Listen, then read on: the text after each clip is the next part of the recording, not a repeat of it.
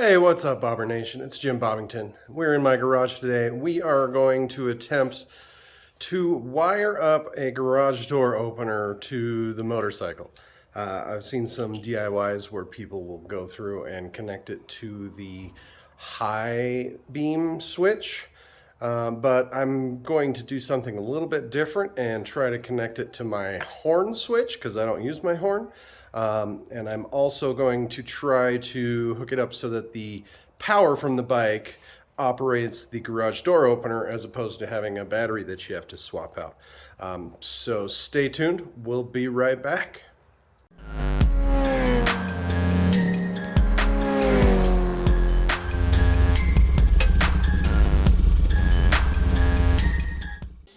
Alright, so I bought these off Amazon. They were a pair for like 20 bucks, 15, 20 bucks.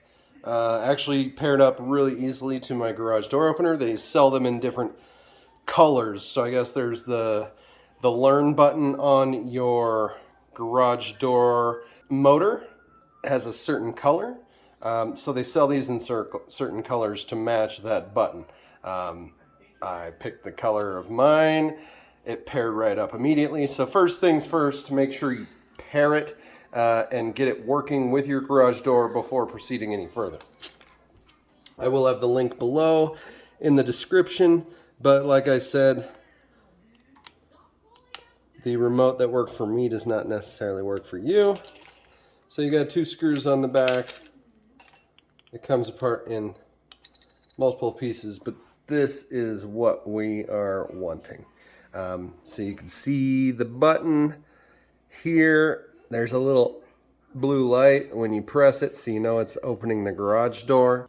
The next thing you're going to have to do with this button is identify. So since we're going to be using power from the bike, we're not going to be using the battery.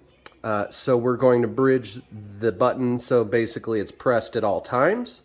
Now I can do this without a relay, I believe, on the horn button. Since it is a momentary switch, it's only working while you press it, as opposed to the headlight switch, which you would kind of have to flip on and off and use a relay and that sort of thing. But basically, I already went in the garage and tested this. I can bridge these 2 right here, and the light actuates and my garage door opens. So next we'll need to be able to pull off this button and or bridge these 2 connections here by soldering something in between it. I think that'll be easier to do by removing the button, but we will see. Okay, so at this point we can remove the battery. All right, I'll try removing the button.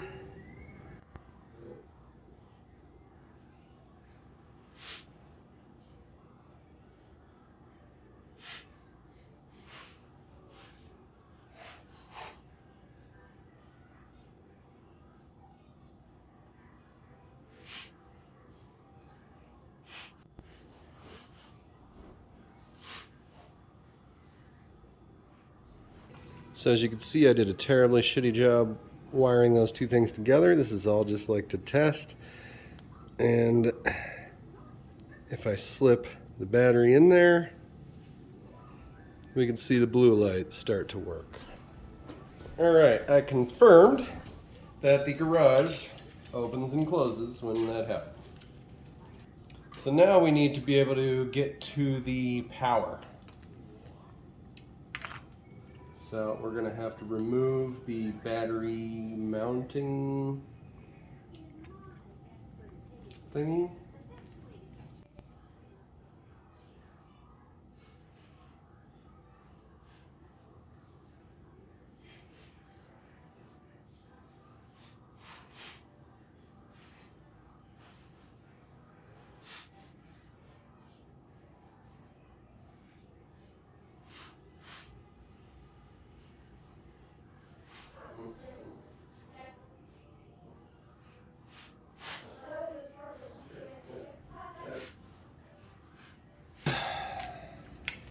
So this big circle was soldered into this connection point that goes into the rest of the wiring. So I am going to jump into the same spot.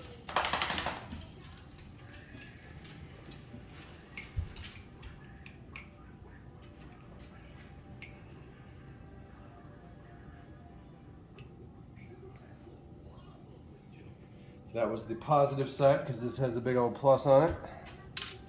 Now the negative side is just going to be this giant disc, really. Which looks like it runs out to this guy right here.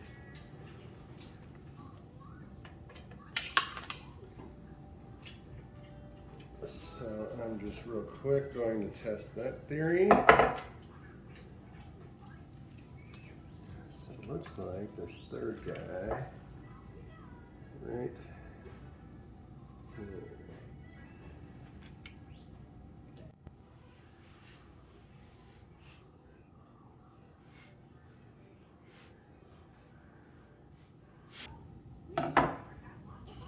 Okay, so if I press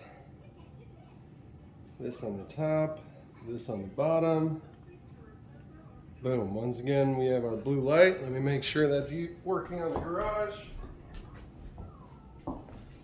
And it sure is. So, like I said, the negative side of the battery was pressed up against this one. I followed this line over to the third hole here, and this connection was hitting the positive side. I just added a wire in there. So then these will go into our little module that converts 12 volts to 3 volts. I'll go get that.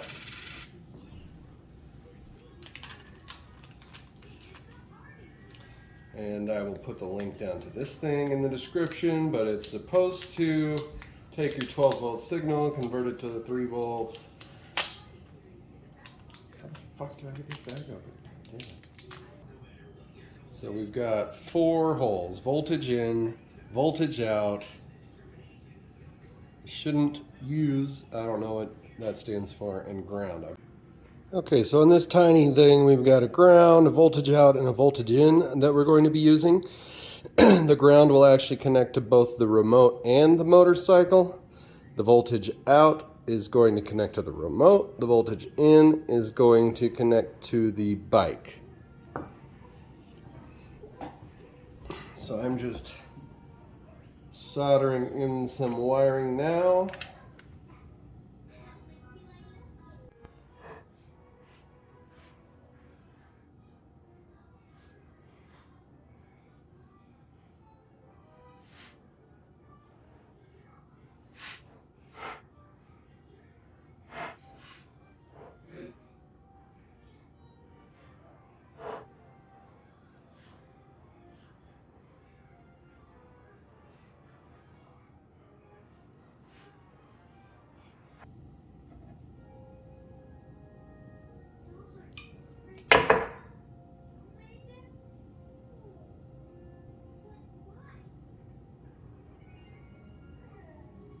Okay, so now you gotta take your voltage out that you just wired here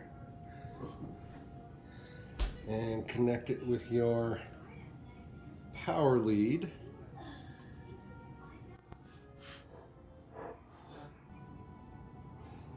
Put some heat shrink tubing on there before you get too deep.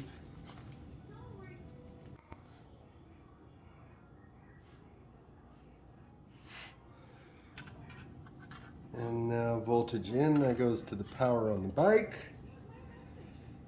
And ground, this needs to go to both this and the bike.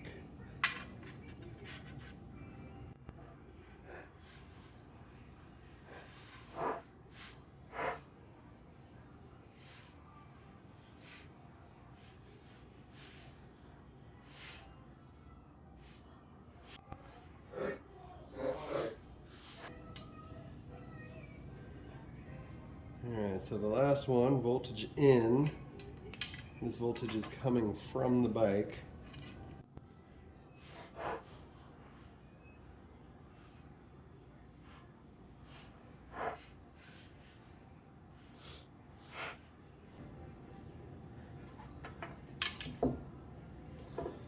Alright, so the bike has 2 female spade connectors for the horn.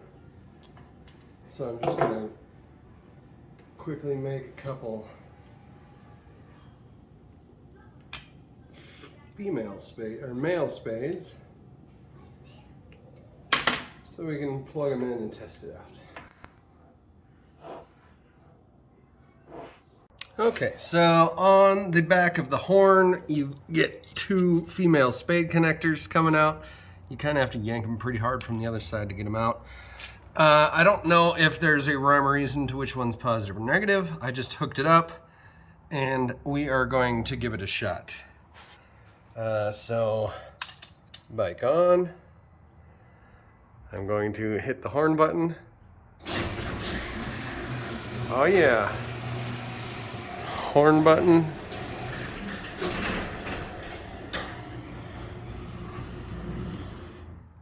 You can see that that's pretty awesome.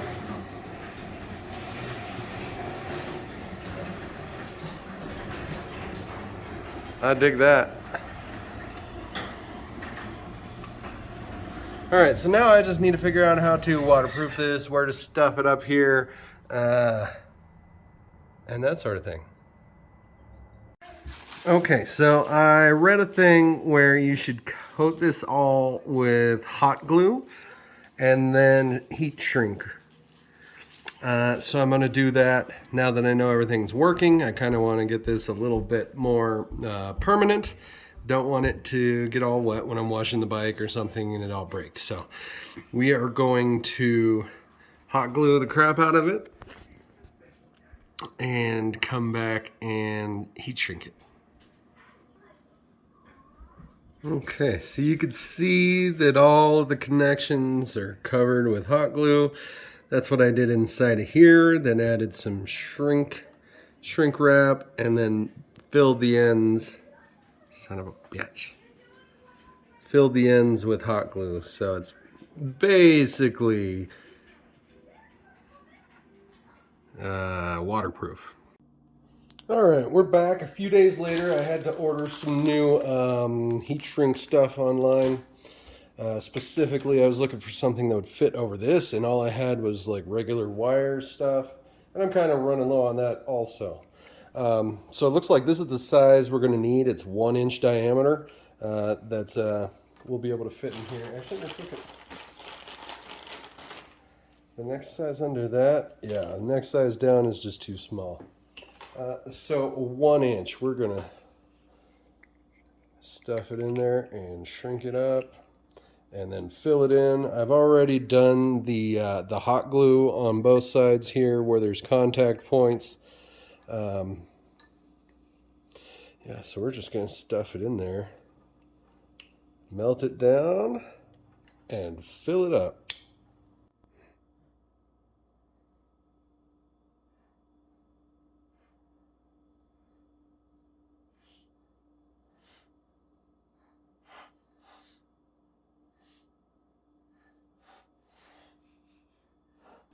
I'm going to let this side cool off a little bit first before flipping it over.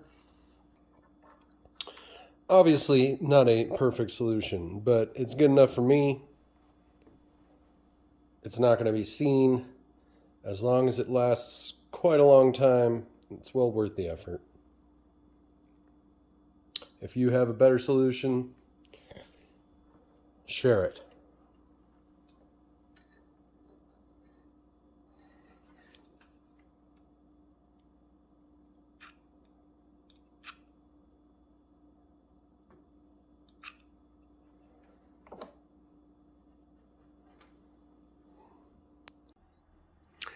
All right, everybody, here is the finished product. We got the ground wire going into the garage remote control, which is wired to the power reducer. I don't know what it's called. 12 volt to 3 volt converter, which is wired to the power lead. Now, I'm going to let you in on a secret and tell you the Jimbobbington does stupid shit sometimes. This is my second one. I burned this out because I went to go test the one I had already put together. Just plugged it into the bike, didn't even test which one was positive or negative. Poof. Very hot, melted right through, had to order another one. So I finally just got the new one put together. I'm going to wrap this all up kind of neatly in some electrical tape so that it's all bundled neatly together and the white wire is covered. And then we're going to go stick it on the bike. And I will show you how to verify positive and negative on it because there are no markings whatsoever. I just got lucky the very first time I tested this thing. Okay, so I've already marked the one that's positive because I did this after I blew the other one up. But just get yourself a cheap little voltmeter. These are super handy. They've just got like a sharp point contact, but I was able to shove that kind of inside one of these spade connectors. So you want to have it set to DC volts in the 20 range since we're looking for 12. So yeah, it's off right now. I'm going to connect the negative one to the negative lead and the positive one to the positive lead. We're going to turn this sucker on. Obviously we're not getting a reading because there's no power going through the bike, but as soon as we hit that horn button, we see it go up to 12.6 volts. If they were hooked up backwards, you would see negative so that you would know you have them hooked up backwards. But since we're seeing positive 12 volts, we have it hooked up correctly. So the one with the green tape right now is our positive lead.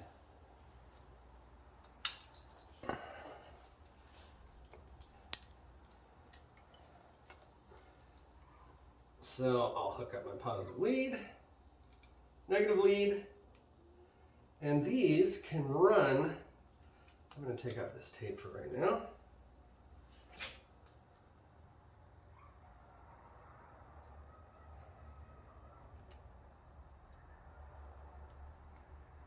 Come on, piece of crap.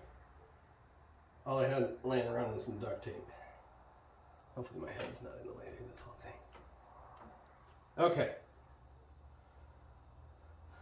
So I got it plugged in. Let me turn this off real quick. Before we finish it off, I'm going to turn it on, make sure that we are working on the garage door.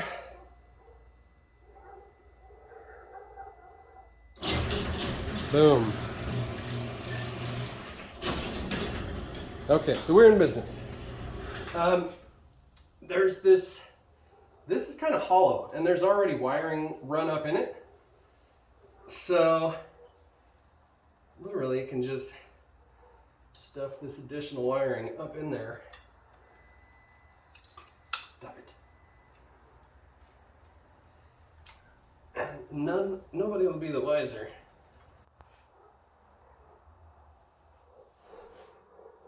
I think I may want to eventually remove the horn. And obviously, we can zip tie some stuff in there. I'll get it fitted perfectly at some point. But you can't see it.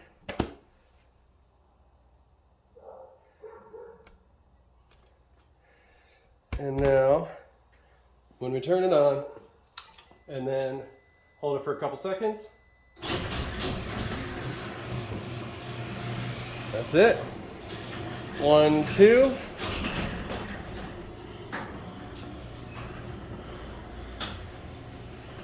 We have a garage door opener.